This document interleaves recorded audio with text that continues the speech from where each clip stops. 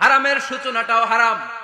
কোন বেগানা নারীর দিকে তাকিয়ে থাকা হারাম হওয়ার কথা ছিল না, কিন্তু যেহেতু এই তাকানোটা এক সময় জিনার দিকে নিতে পারে, তাই এই তাকানোটা কেউ হারাম করেছে কে? আন-নাযার, এই দৃষ্টিটা বড় ভয়ঙ্কর।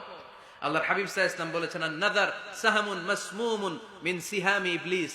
এই দৃষ্টি, লাগামহীন দৃষ্টি, শয়তানের বিষ মাখানো তীরবানের মধ্যে থেকে একটা ভয়ঙ্কর তীর। এই তীর দিয়ে শয়তান যুবকদেরকে কাবু করে ফেলে। ডাইরেক্টলি শারীরিক সম্পর্কের দিকে কেউ যায় না, প্রথমে বদনজর।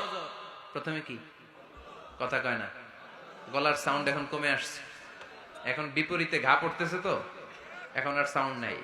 প্রথমে শুরু হয় কি দিয়ে? বদনজর, লাগামহীন নজর। তারপরে মুচকি হাসির বিতরণ, চোখে চোখে কথা হয়, আচ্ছা না নাই?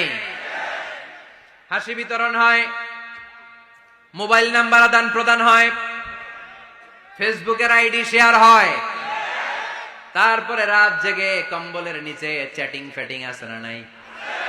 তারপরে চলে আসে 14ই ফেব্রুয়ারি, বিশ্ব বেহায়া দিবস, ঠিক কিনা? দেখছেন ধাপগুলো, দেখছেন স্টেপ বাই স্টেপ হারামের দিকে যায়। এরপর অবৈধ দৈহিক সম্পর্কের দিকে যায়। আল্লাহ এই গজব থেকে তুমি আমার ছেলেদেরকে বাঁচাও, আমার দেশের মেয়েদেরকে বাঁচাও, চিল্লায় পড়ে না আমিন।